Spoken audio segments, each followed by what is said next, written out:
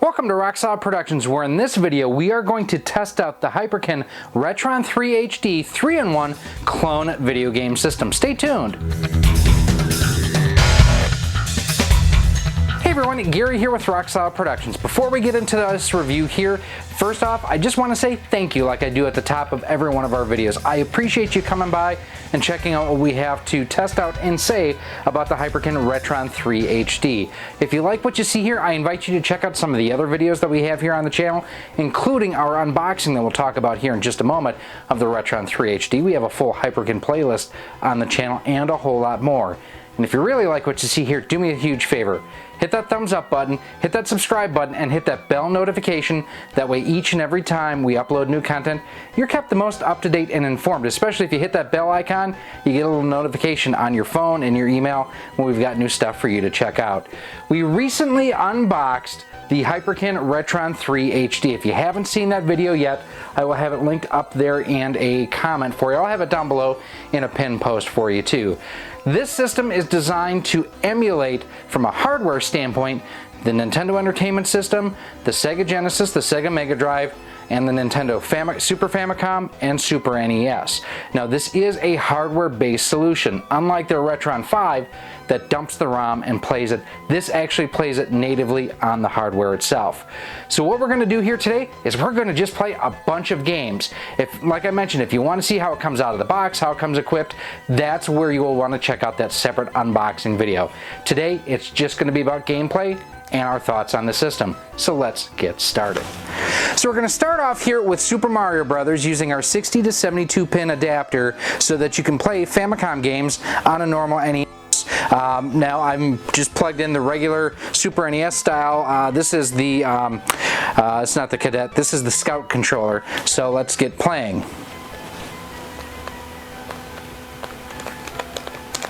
Okay, this doesn't work. Now, it doesn't come with an NES style controller, so I'm just going to use my wireless Cadet from Hyperkin. If you're looking for a good NES controller, this is actually really a great controller. I've liked this since the first time I played it. So the one thing, if you remember, on the NES side with Super Mario Brothers, we're listening for the coin sounds.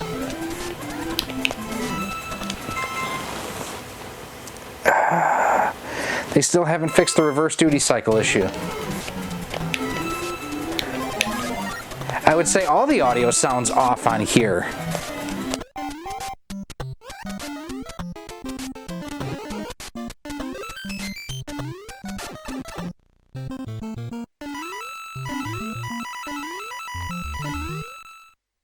Well, that's disappointing. I think Mario, we're going to pause it here real quick.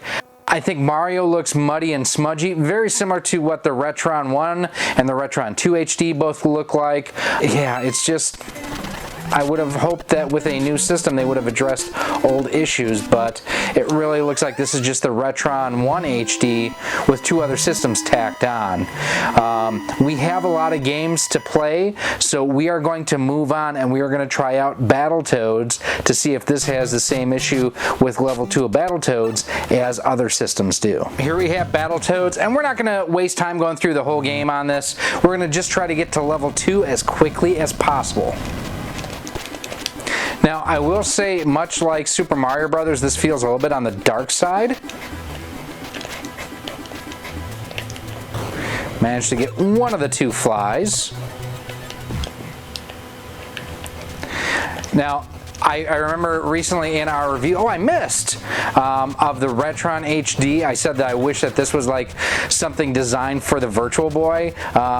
Just with the red and everything, I think it would work great with the Virtual Boy. Not that much worked great with the Virtual Boy, but some things did. Alright, here we go to level 2, and this is the make or break part. And the thing is, it's not, if it works or if it doesn't work, it's not just this system. I don't know any clone system that plays level 2 correctly. Alright, so here we have level 2 of Battletoads, and we're going to see how far we get before it crashes. If it does crash, it's If it does crash, it's not something inherent to this system. It's actually with clone systems in general. I don't know of any, and there it is, any clone system that doesn't lock up on level 2. I have gotten further with this system than with others, just testing out before filming. But yeah, it doesn't work with Battletoads. It's the typical lockup issue here. Next thing we're going to do is we're going to finish off the NES side by paying a visit to our PAL friends with a very dangerous sort of cart. So now this is the version of the game I bought when I was in Lübeck, Germany back in 2018. Now one thing I have done here is I did switch the NTSC PAL switch to PAL, and I'll be darned if the music isn't playing at the right speed.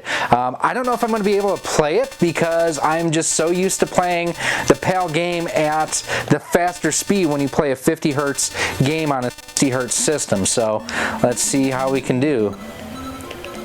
Let's see if we can get to Quackerjack. Now, I've mentioned it before. If you guys have not checked him out, please go check out my good friend E.C. Meyer's vids. He has got some amazing playthroughs on this game. I have learned so much watching him play Darkwing Duck amongst other games. It's so weird that this is playing at the correct speed for me. I am so used to playing it at the faster speed. Now I will say color palette wise, much like Mario, I think Darkwing looks a little bit dark, no pun intended there. He looks a little bit more purple than blue that I remember. That bat is always very tough to get past.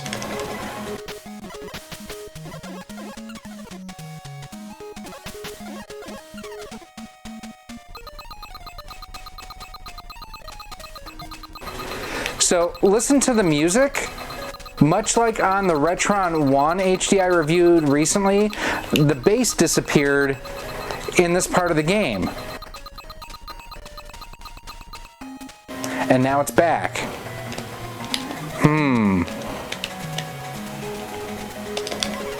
The sprites in the background and everything look really good on this. I don't think that it looks as muddy as what Super Mario Brothers did. Alright, so now we will go to fight the Quackerjack. Yeah, this definitely feels slower than when I play on an NTSC system. There we go, we beat Quackerjack. So the PAL switch does work. Now we're going to switch to the Super NES side and the Super Game Boy. So one interesting thing I just discovered, because I was going to try to see, it's a Game Boy game, can I just use the Cadet controller or the Scout controller, the wireless controller here, can I use this on the Game Boy player? So when I go to turn this on, generally you just hit the start button and after a few seconds it'll pair to the receiver dongle. This didn't. It did an auto power off after 10 or 15 seconds. That tells me that depending on where you position the system switch, it also not only switches what system you're playing, but it also turns on and off the circuits inside the system for what controller you can use. So realistically, you can only use the controller designed for each system with that system. That being said, Hyperkin, you kind of dropped the ball. That was a bad setup on here, but let's talk about a good setup. This is Donkey Kong for the Game Boy, playing through our Super Game Boy, and you can tell this is one of the games that they optimized for the Super Game Boy on here. Now, and this is one of the games too that just using an NES controller would make sense, because you just need the A button. That's it. Mario doesn't run, he doesn't shoot fireballs, he just jumps and swings the hammer automatically. It looks and sounds good, I'll say that much. Now, the one thing I've noticed playing this game over the years is that Mario's controls are definitely more slippery in this version than on like the NES version or the arcade version. But just like that, we got to Pauline. I've never seen this level before. Let's see if we can't get up to Donkey Kong. You can just walk over it? I guess you can just walk over it. Alright, we got through the first two levels here on Donkey Kong. Now we're going to try Mario Land just to see how that looks. Super Mario Land was a bit of a departure, just because musically it was different, and they had to design Mario Land for that monochromatic screen, or that green screen that the original Game Boy had. Mario's movements are very staccato. You know what I want to see here? So I'm paused. Can I go? There we go. We can change the different filters and whatnot. So there's A, C, B. That actually doesn't look terrible. So yep, you've got access to everything here that you would need.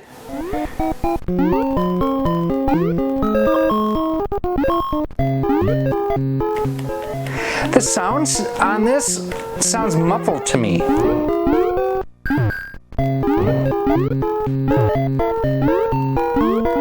We'll play just some of the audio straight through here to see if it's just me or if you guys hear it too.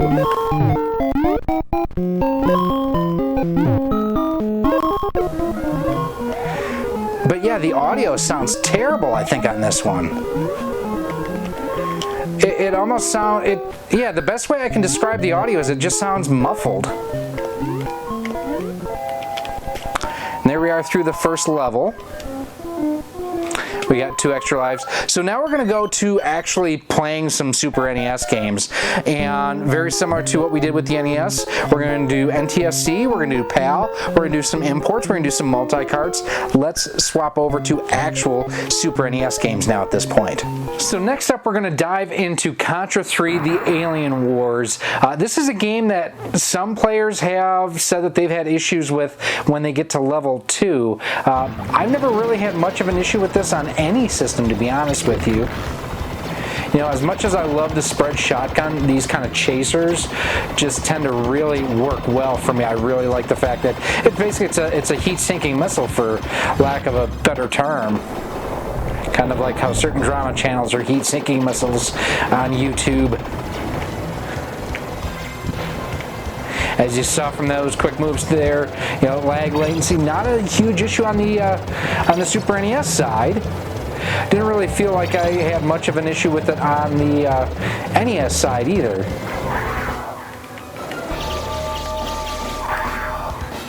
Dang it!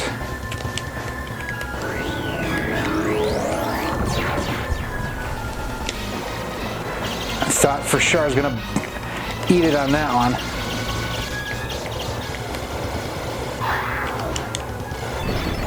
Got him! We are off to level 2, and yes, I am on easy mode, so, I mean, that's not a major accomplishment, really. Now, level 2, what a lot of consoles have an issue with is the way it utilizes Mode 7 graphics for this top-down view. When you see here in a second, it's actually really cool looking.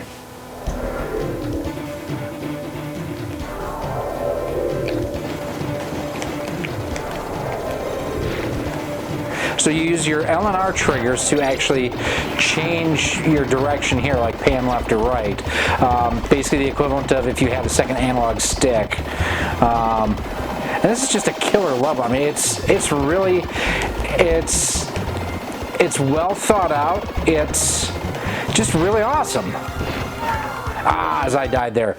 Okay, but it does play level 2 of Contra 3. Let's move on to a PAL Super NES game. So this is my PAL German version of Yoshis Island, and as you can see, it's actually detecting an English-based console. So it is playing the PAL version of the game. I did set the PAL NTSC switch to NTS or to a PAL. We'll start a new game here real quick. Now, one thing of note here with some games like this one here that I bought actually in Germany from AB Games is the fact that depending on where you're at, the cartridge will actually detect the native language to a point. So like it would normally display German in a standard Super NES or Super Famicom. Since it is detecting that it is in a English speaking console, as it were, it is displaying English, which is kind of interesting. Also, Yoshi's Island is another game that does use the Super FX chip, so it is compatible with Super FX games without any issue, which quite honestly, I think we've kind of gotten past the point where we need to worry, at least on the Super NES side of things, on whether or not games are going to be compatible with the Super FX chip. Just about any system that you're going to find is going to be compatible with it. Now, this is also a game that I wish that I would have picked up and played when it originally came out. I assumed, like many did, that Yoshi's Island was a kiddie-style game. And it's not. It is a great action platformer, and I love the fact that it's on the Switch Online, that I actually own the PAL, the NTSC, and the NTSC-J Japanese variants of this. The Japanese cartridge artwork, by the way, gorgeous. I mean, I gotta say, this is working really well. I'm impressed with the compatibility so far, and like I say, the fact that this is displaying the English version and not the German version is, for me, neat and adds value to this cartridge for me. You know, stock controller, I gotta say too, very, very comfortable. Not really surprising though, just because I've used this controller or a variant thereof for quite some time. So yeah, Yoshi's Island works like a champ. Look at that background too. That's just so cool what we were able to get back in the day out of a 16-bit system like this. We are going to move on to our next game, which is actually going to be a multi-cart. So this is the Joe and Mac Ultimate Caveman Collection cartridge from Retrobit, and I've actually switched to the wireless Scout controller just because, I mean, this guy's proven it works great. You know, I wonder if I could switch this casing out with this one. We may do some surgery later. But that controller works great. I want to see how it works with their own wireless controller here. You can tell with this first game that they were definitely going after like a Mario 3 kind of vibe with that overworld map and everything.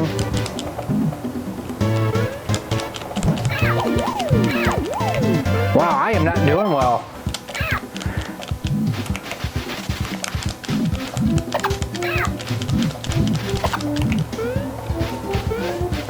I don't feel like it's any additional lag or anything.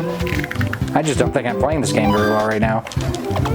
The colors do look a little bit darker, I would say. I know I've heard others say that as well, that they thought the color palette was a little bit dark. Quite honestly, it does remind me of the Supa RetroN HD quite a bit, which is also a bit darker.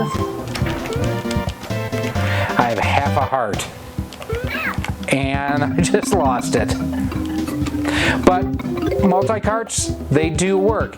Now we're going to switch over to the Genesis side of the system. And we have some unique things that we're going to test out here. First and foremost, does it virtual eraser? We're going to find out.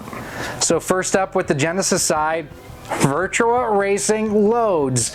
And that's awesome because most clones don't touch this whatsoever. So let's go into virtual racing. I honestly think this is a terrible game, and I love racing games.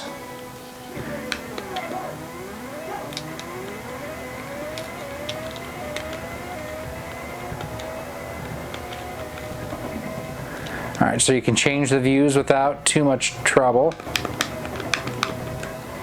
I can't remember if it was stunt driving, if that's what it was called. Not Stunt Race FX, but it was like, I remember in our drafting class in high school, we ran it on our, that in like a flight simulator. It got run on our computers on a regular basis just because they were the only hardware that was powerful enough to be able to run it. And it ran at like 2 seconds a frame. Not 2 frames a second, 2 seconds a frame. There was a loop-de-loop thing in there too, and you could hit a cow. So virtual racing does work. So that is, if that is an important title for you, it's good for you to know that the Retron 3 HD will handle it for you. Am I faster this lap? Oh yeah. Oh. Well, and with that flip, we're going to wrap up virtual racing. We're not wrapping up the review yet because we have more games to test. And next up, I know a lot of people have been wanting me to test these out when I do reviews. we have an EverDrive here. We're going to test out and see if this works with the Sega Genesis Crix EverDrive. And I'm not very familiar with these. You guys can see which version I am testing out right here. So let's see how it handles an EverDrive.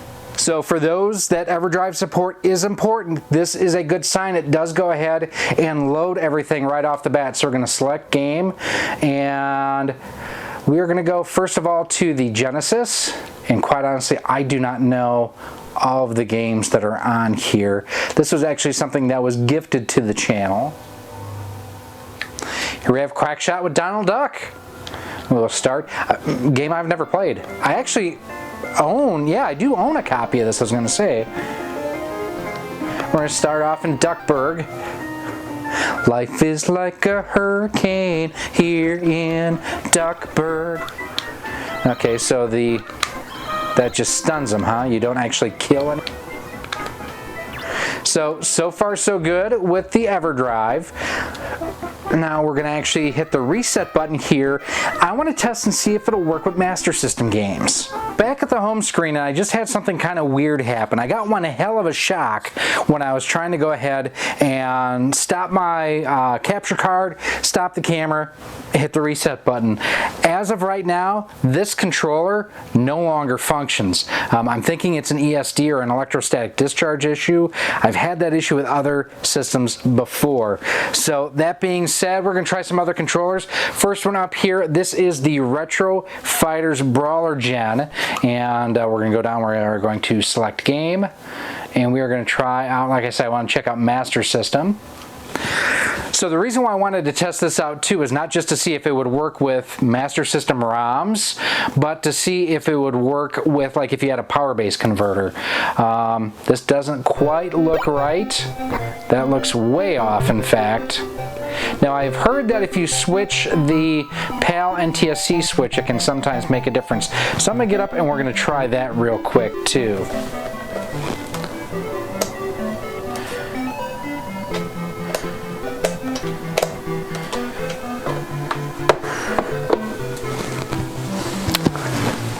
There we go, colors look perfect.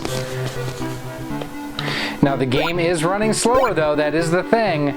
You can definitely hear how it's running slower in PAL mode, but it does get the game running as it needs to. Both the analog stick and the D-pad are working here. Alright, now let's try, I don't know if you noticed, but it also had 32X games in the menu. Let's see if it'll load 32X games. Now I don't think 32X games are going to work. Just because, generally speaking, you need to have the 32X in here for it to run off of, but what the hell, let's see. So, just as expected, it doesn't play 32X games. I'm not surprised by this. It's just not designed to work with the 32X. And unfortunately, you can't connect the 32X to it because you need that input-output cable, and it doesn't have that port on here. But next up, we are going to actually switch over to a regular cartridge, and we're going to test out Street Fighter on the system to see how that works as far as lag and latency. Alright, so here we have Street Fighter II Special Champions Edition, and again, still using the Brawler Gen. And we're going to select Hyper, Game Start. Oh, Hyper, Game Start. If you press A, it takes you back. And of course, we're going to take Ryu. Oh, Ryu versus Ryu. I have the red headband. Now that was not me. That was me though, and I got hit with the fireball too. Oof. No! Well, you got me on that one. Normally it's me who's spamming with the Hadoukens. Oof, this is not looking good. Got him with the... Oh, and he got me with the spinning sidekick. Alright, we're going to try one more time. I love the fact that I can pull off the dragon uppercut basically as need be in the right times. Oh, crap. Oh, this is going to be close, damn it. Oh, that was so close. Got him. Oh, and he got me. Good defense there. Oh, yeah. The latency can't be, and lag can't be that bad if I'm pulling up the dragon uppercut as frequently as I am. Oh, nice combo. Damn. Ah, he kicked my butt on that one.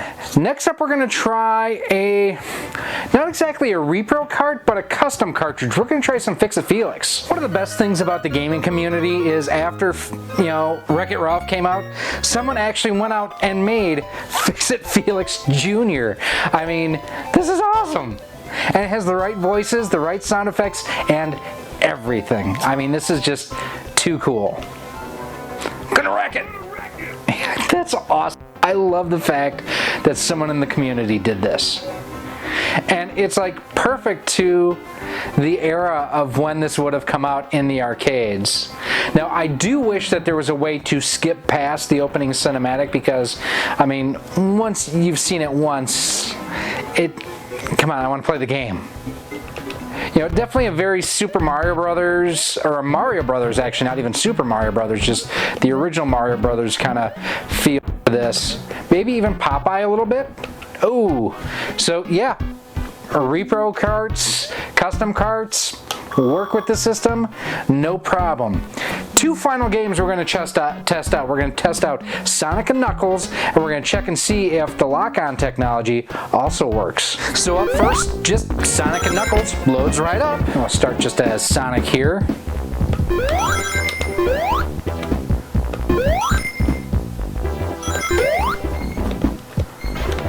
The mechanics and everything on our sound and everything, I've never really quite enjoyed this one as some of the others.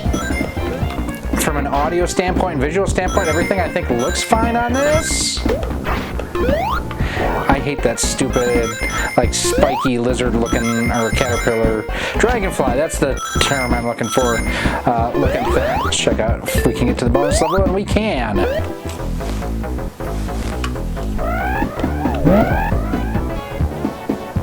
I guess I had no idea what I was supposed to do there. Alright, I think we are pretty much, where we need to be on Sonic and Knuckles. But what about the lock-on technology? But we are going to test out now the lock-on technology and see what it does once we connect Sonic the Hedgehog 3. Alright, so Sonic and Knuckles Sonic 3 works just fine, it looks like. Let's get into the game. I always like the fact, once I started playing Sonic Mania, that they basically took this intro and used it in there, or at least parts of it. They actually used a lot of this game in Sonic Mania, I've thought. Yes, I know it's kind of lame. I'm playing as Sonic and Tails with Sonic and Knuckles connected to it, but I just want to check and see what we can do. Oh, sorry, Tails, you didn't make it into the bonus level.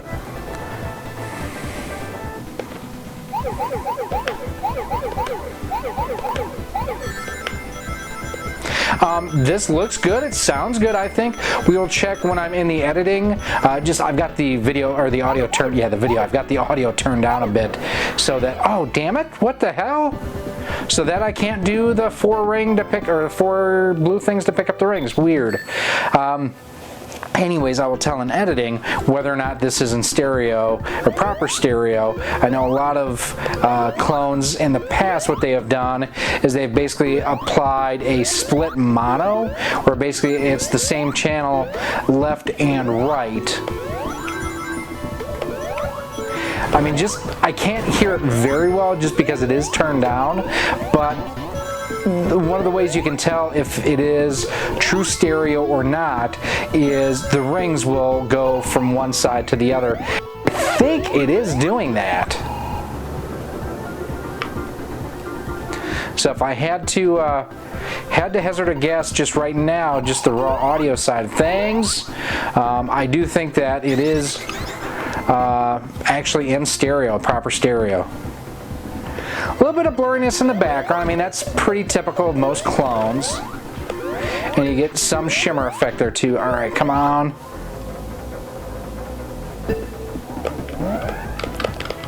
I guess I still don't know what I'm supposed to do in that bonus level.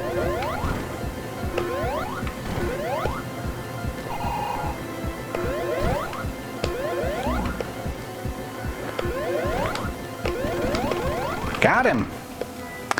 Alright, so Sonic and Knuckles, Sonic 3, it does work. It plays just fine.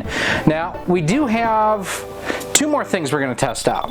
One, we're going to test out a Game Genie real quick, and two, does the Hyper Retron Blaster, Hyper Blaster HD, does the Hyper Blaster HD work on this system?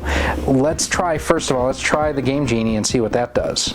So, very good sign here. This is the Genesis Game Genie, and it loads right up. That's a great sign. What about the Super NES one? Just like the Sega Genesis, Super NES side works without an issue. That's great. Unfortunately, my NES version is buried somewhere, and I don't know where my NES Game Genie is right now. But next, we're going to finally finish things up by testing out the Hyper Blaster HD. So I'm going to do this pretty much the same way I did our video showing how I actually got this to work with the Retron 1 HD. I'm going to stand behind the camera, kind of do an over-the-shoulder kind of look at it. But I'm actually going to capture this footage. You can see here, kind of getting that glitchiness like I did in that video too. So if you haven't seen that one yet, make sure you check it out up there. But I'm going to come back behind the camera now, and we're going to try this out. So we're going to shoot up top just to get our delay set. Nothing.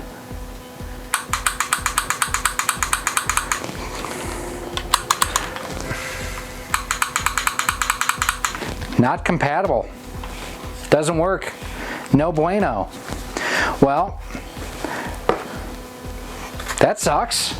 I hope you all enjoyed this look at the Hyperkin Retron 3 HD and all the games that we threw at it. I wanted to be super thorough to give this as fair of a shake as I could. In the system right now is the NES Pursuit by the amazing John Riggs. So the cool thing, it plays ROM hacks. We know that. It plays, at least on the Genesis side, we know that it'll work with EverDrives. It'll work with the Game Genie for both the Genesis and for the Super NES. I just don't know where my NES one is right now to test out, but if I had to wager a bet, I'm going to bet that it works with the NES one as well. It works with the Super Game Boy player. It works with Famicom games when you use a 60 to 72 pin adapter. It works with a lot of, it works with repros. It worked with Wreck-It Ralph. It worked with multi-carts. This system has a very high cartridge compatibility, including virtual racing, which we know a lot of systems just won't touch, at least on the clone side of things. So some things of note on here too. The fact that the Genesis controller stopped working. I'm not going to blame that on the system itself. The room that I'm in right now is extremely dry, and I have a lot of electrostatic discharge issues in this room. The other system in this class, the Super Retro Trio 3 Plus, I've had swapped out 2 times previously just because I've gotten one hell of a shock getting up to change cartridges or do something with it, and I grab the controller and it's knocked out the controller port. Now this I think is just the controller, because it did work when I did try the Retrobit wireless Genesis controller, worked just fine, and as you saw I was able to use it with the Retro Fighters Brawler Gen, no issue. So that tells me it is in the controller, not the system itself. Now if it was the system itself, I'd be really kind of concerned because of the fact that you have to use the controller port designed for each specific system with each specific system. So you can't play Genesis games with the Super NES controller, use a Genesis controller on an NES game or an NES game on a Super Game Boy, for example. You have to use NES with NES, Super NES with Super NES, and Genesis with Genesis. Now I have seen some concerns in the comments from our initial unboxing about the Cadet controller.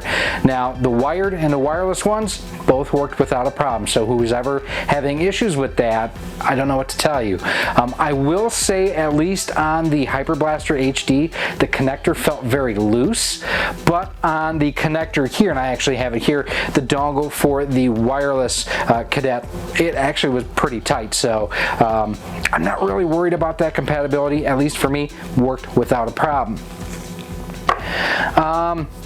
It is essentially a Retron HD combined with a Supa RetroN HD combined with a Mega RetroN HD, and that's good and bad. I actually thought the audio was worse on this than a Retron HD. I actually thought it was probably the worst out of any of their three systems, the Retron HD, the Retron 2 HD, or this one here, especially on Super Mario Brothers. It just was not authentic. They really need to go through and update that and fix that reverse duty cycle issue that's on there. I did also think the color palette was very muddy and blurry across the board between the NES and the Super NES side. A little bit more authentic on the Genesis side, but I think that generally has darker tones to begin with. The NTSC PAL switches worked great. It was interesting to note that I was able to get the Master System games to work with the Mega EverDrive when I switched it to PAL, but then the issue that you run into that is the fact that you are running at 50 versus 60 hertz, and it does slow it down. It's not cool. For $90, it's a decent value with really good compatibility, but the fact that you cannot use, like I mentioned earlier, the Genesis or the Super NES style controller to work with the NES side of things, that's a huge miss on here. You can't use a third of the system out of the box the way it comes equipped, and yeah, it might cost $10 more to include that to the end consumer, so instead of $89 you make it $99, but at least when you do something like that, you make it a complete system that you can play right out of the box, that you don't have to go out and buy that additional controller. It'll just have it in the box. I really wish that they would have done that as well. Audio on the NES, SNES, and Genesis side overall was okay. On the SNES and the Genesis side, we will check in the edits, and you can see in our more info section if it was in true stereo or not. Again, because I have this turned down so I don't get a bunch of echo while I'm recording, I couldn't quite tell, but it did sound on the Genesis side, which is the biggest one, that it was in stereo. But now these are just my thoughts. Let me know what you think down in the comment section. Would you spend $90 on this? Does this have the value that you're looking for in a 3-in-1 combined clone system that will play Genesis, Famicom with an adapter, Super Famicom, NES, and MegaDrive games? Is this something that you would invest in? Let me know your thoughts down in the comments as well. If you do have any other comments or questions, as always, you can also email me at rocksolidmail@gmail.com. Hit me up on Twitter at RockSolidStudios, Facebook at facebook.com/RockSolidProductions, and Instagram at Instagram.com/RockSolidProductionsGK. Now, if you are looking to pick up pretty much anything that we tested out here today, if you are looking to pick up a system, the Squire, the Cadet, or the Scout controllers, wired or wireless, if you are looking to pick up an EverDrive, check out my friend Ryan over at CastlemaniaGames.com. He has all of this and more, and the cool thing is when you purchase through CastlemaniaGames.com, you earn what's called Castle Cash. It's his rewards program, where the more you spend, the more you earn that you can use towards future purchases. And the cool things, Castle Cash is just like cash. So if you have $20 in Castle Cash, you have $20 to spend in the castle. You can also use promo code ROCKSOLID10 to save 10% off of most items on the website too. Thank you, Ryan, for all your love and support to the retro gaming community. We greatly appreciate everything that you do for all of us out here. Now, if you do want to help support the future of Rock Solid Productions, so we can do things like purchase a Retron 3 HD, which we did purchase. This was not provided by Hyperkin. You can go ahead and you can do so in a couple of different ways. First and foremost, head on over to our Patreon page at patreon.com/rocksolid for as little as $1 a month, $12 a year. You get early access to all of our content, exclusive content, and shout outs at the end of our videos, and a whole lot more. You can also head on over to our Teespring store on screen right now, where we have t-shirts, sweatshirts, and hoodies where you can show your Rock Solid Productions support and just get some cool swag. And finally, like I mentioned at the top of this video, if you like what you see here, if you want to see more, do me a huge favor. Hit that thumbs up button, hit that subscribe button, and hit that bell notification, and let me know what is your favorite out of these systems, either the NES, Super NES, Super Famicom, Mega Drive, or Genesis. Let me know down in the comment section. So much potential, really a lot of potential. I think they really need to they need to address the NES side. They need to address the palettes that they use. At least from my opinion, I'm not the biggest fan of either of those, and that really hurts for me. And like I mentioned, the fact that the Genesis controller stopped working, the one thing I know, Hyperkin will take care of me, will take care of anyone. Their customer service is great. I will email them actually as soon as I am done filming this video, let them know what happened. And I know that they'll go ahead and they'll swap it out for me without any issue. So, I am Gary, this has been Rock Solid Productions, and our look at the Hyperkin RetroN 3 HD. I appreciate you coming and checking out what we have going on here on the channel. Stay tuned for our future video where we are going to go head-to-head between the RetroN 3 HD and the Super Retro Trio Plus from Retrobit. Thanks for watching. I hope to see you soon.